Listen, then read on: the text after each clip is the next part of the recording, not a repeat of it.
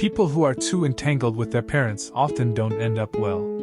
We all know that to overcome the harm from our original family, but in reality, only a few people can truly separate from a toxic family.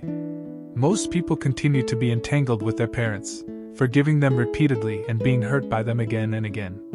For example, someone who is constantly told they were worthless by their parents in childhood may, as they grow up, try to escape the parental oppression but still find themselves unable to resist their parents' demands. Their filial piety towards their parents is not only out of love and responsibility, but also harbors a sense of retaliation. It's as if they're saying, "You once said I was useless, but now you rely on me." They carry this confrontational attitude with their parents throughout their lives, making it impossible for them to escape the shadow of their original family. So why do we always get entangled with our parents? In psychology, there's a term called symbiotic relationship, originally referring to the fetus relying on the mother for survival in the womb.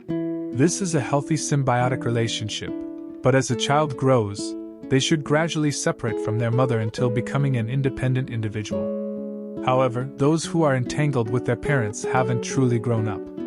They establish an unhealthy symbiotic relationship with their original family, primarily due to three factors.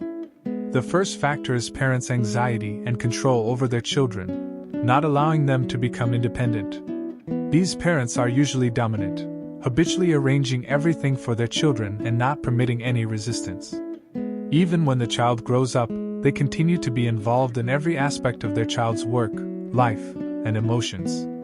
The children raised by such parents often lack self-reliance, are extremely dependent on their parents, and even after establishing a new family, seek their parents' opinions on everything. In their subconscious, they only see themselves as children and cannot perceive themselves as spouses, parents, needing to share family responsibilities with their partners.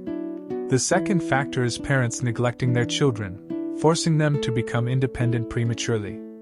These individuals, who were forced to be independent at an early age, often experience neglect from their parents during their formative years, causing significant harm to their personality development.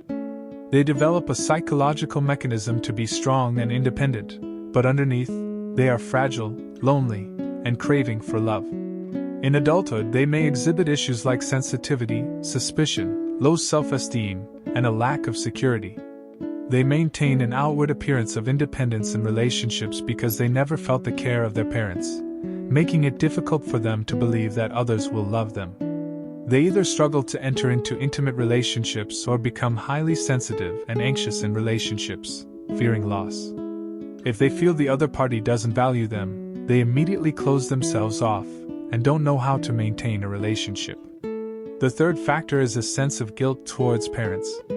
Most people often feel guilty towards their parents, as we are conditioned to be filial. We believe that not following our parents' opinions and not obeying their words is considered unfilial.